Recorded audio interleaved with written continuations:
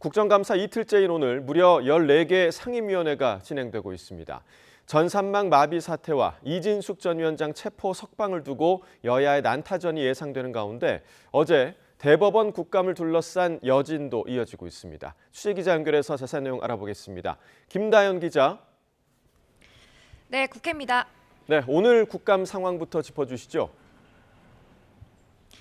네, 말씀하신 것처럼 국감 이틀째인 오늘 무려 상임위원회 14곳이 동시 가동됩니다. 어제에 이어 오늘도 법사위 국감이 열리고 있는데요.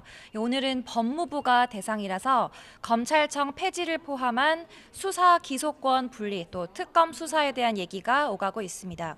국민의힘은 캄보디아 사태를 거론하면서 한국 경찰이 보낸 협조 요청 중 70%는 답이 오지 않았다며 검찰 공백 문제점을 부각하고 나섰습니다.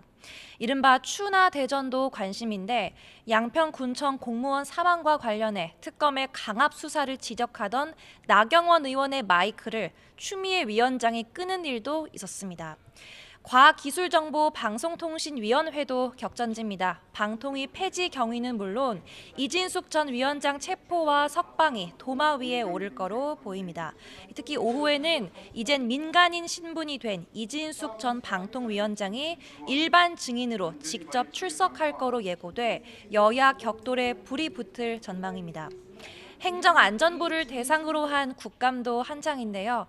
국가정보자원관리원 화재와 전산망 마비 사태, 더 나아가서 화재 수습 국면 녹화가 이루어진 대통령 부부의 예능 출연까지 난타전이 진행되고 있습니다. 네, 여야는 또 어제 열린 대법원 국정감사를 두고도 공방을 이어가고 있죠. 네, 어제 법사위는 자정이 다 돼서 마무리됐습니다. 조희대 대법원장은 마무리 발언을 통해 법관은 판결로 말한다는 오랜 법원이 있다. 신속한 심리와 판결 선고의 배경에 관해 불신이 있는 것 같아 안타까운 마음이다. 라면서 뼈 있는 말을 남겼습니다.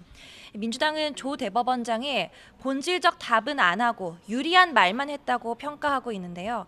국감을 난장판으로 만들었다는 일각의 비판에 대해 동행명령장 발부 같은 초강수를 두지 않은 점을 봐달라고 강조했습니다. 반면 국민의힘에서는 탈레반급 강경파 의원들의 조리돌림 인민재판이었다, 또 감금 사태다라는 강한 질타가 나오고 있습니다. 장동혁 대표는 오늘 아침 SNS를 통해서 민주당이 대법원장을 최대치로 능멸했지만 양심 있는 법관이 한 명만 있으면 사법부의 독립을 지킬 수 있다며 대통령의 재판 재개를 촉구했습니다. 송원석 원내대표도 이재명 대통령이 레임덕에 빠졌거나 난동을 뒤에서 조종하고 있거나 둘 중 하나라며 대통령 입장을 요구했는데 직접 들어보겠습니다. 여당의 탈레반급 강경파들의 폭주를 통제할 힘이 전혀 없는 레임덕에 빠진 것입니까? 본인의 재판에 무죄를 받기 위해서 배후에서 조종하고 있는 것입니까?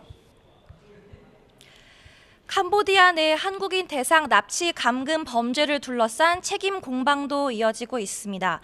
민주당은 윤석열 정권이 캄보디아 공적 개발 원조 ODA 예산 규모 늘리기에만 골몰하고 국민 안전은 외면했다고 주장했는데 발언 들어보겠습니다.